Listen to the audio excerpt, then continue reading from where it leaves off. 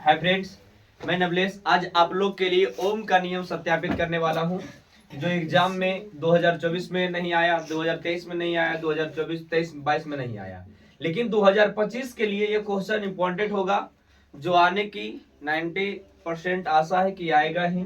लेकिन आज इस नियम को व्याख्या करने के लिए सबसे पहले आप लोग को ओम का नियम याद होना चाहिए, उसका सत्यापन याद होना चाहिए और क्रिया विधि याद होना चाहिए और सहित फोटो अपने माइंड में सेट कर लेना है कि ओम का नियम में कैसा चित्र बनेगा, कितना चित्र बनेगा, उसमें क्या क्या जरूरत पड़ेगा, उसके अनुसार सजाना पड़ेगा। ठीक है, चलते हैं। कहा गया है ओम का नियम, ओम का नियम को सत्यापित करें। तो बोला कि क्वेश्चन आएगा ओम का नियम को व्याख्या करें या सत्यापित करें। मैंने लिखा ओम्स लॉ या ओम का नियम। कहा गया विद्युत धारा और विभवांतर के बीच संबंध बताने वाले नियम को ही ओम का नियम। पहला पॉइंट आप लोग ये लिखिएगा कि विद्युत धारा और विभवांतर के बीच संबंध बताने वाले नियम को ओम का नियम कहा जाता है। अर्थात विद्युत धारा को आई से सूचित करते हैं और विभवांतर को भी से सूचित करते हैं। इन दोनों के बीच जो संबंध बताता है उसी को कहा जाता है ओम्स लॉ अर्थात ओम का नियम। बोला विद्युत धारा और विभवांतर के बीच संबंध बताने वाले नियम को ओम का नियम कहा जाता है। इस नियम के अनुसार किसी अचर ताप पर किसी चालक से प्रवाहित होने वाली विद्युत धारा, किसी चालक से प्रवाहित होने वाली विद्युत धारा के दो सिरों के बीच के विभवांतर का सीधा समानुपाती होता है। अर्थात कह सकते हैं कि भी समानुपाती आई। भी जो होता है विद्युत विभवांतर होता है, आई होता है विद्युत धारा, जिसमें V बराबर आर आई, जिसमें R होता है एक नियतांक जो अचर ताप होता है। लेकिन ये याद होना चाहिए पॉइंट कि V बराबर होता है V समानुपाती आई। इसको बराबर नहीं समझना, इसको बोलते हैं समानुपाती। और V बराबर आर आई, जहां R एक नियतांक है। नियतांक मतलब एक निश्चित मान होती है जिसे चालक का प्रतिरोध कहा जाता है। इसके बाद मैंने लिखा R बराबर V बटा आई। क्यों? क्योंकि R बराबर इधर I गुना में है, अर्थात RHS तरफ गुना LHS तरफ आएगा, भागा होगा। R बराबर V बटा आई। उसके बाद लिखे I बराबर V बटा R। इसके बाद क्या लिखना है? किस नियम को सत्यापित करना है, अर्थात सत्यापन लिखेंगे और लिखेंगे ओम का नियम को सत्यापित करने के लिए। अर्थात ओम का नियम को सत्यापित करने के लिए क्या क्या लगेगा, क्या करेंगे, कैसे जोड़ेंगे।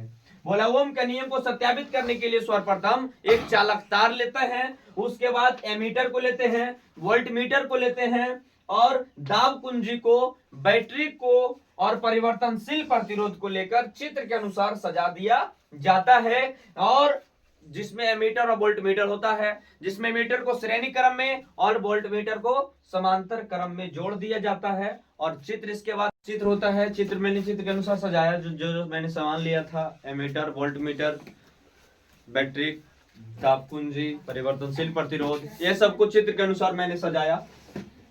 जिसमें से एमीटर देखो श्रेणी क्रम में है और वोल्टमीटर समांतर क्रम में है, अर्थात श्रेणी क्रम से ऊपर उठा हुआ है। जिसमें एक वोल्टमीटर कहा जाता है, V से वोल्टमीटर, RS से परिवर्तनशील प्रतिरोध जो मापता है कि कितना परिवर्तन होता है और आगे पीछे को।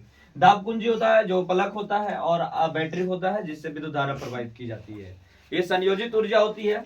इसके बाद मैं क्रिया विधि को देखूंगा और क्रिया विधि के बाद अगला खत्म होता है। गया है इसके बाद क्रिया विधि आता है। ओम का नियम की क्रिया विधि कैसे कार्य करता है और क्रिया विधि के अनुसार आप लास्ट होता है। ये बोला गया क्रिया विधि जब दाब कुंजी को दबाया जाता है, अर्थात बैटरी से दाब कुंजी को दबाया जाता है तो बैटरी से विद्युत धारा प्रवाहित होने लगती है, क्योंकि बैटरी में संचित ऊर्जा होती है, एब्जॉर्ब ऊर्जा होती है जो पहले से किसी चार्ज विधि के द्वारा चार्ज किया जाता है।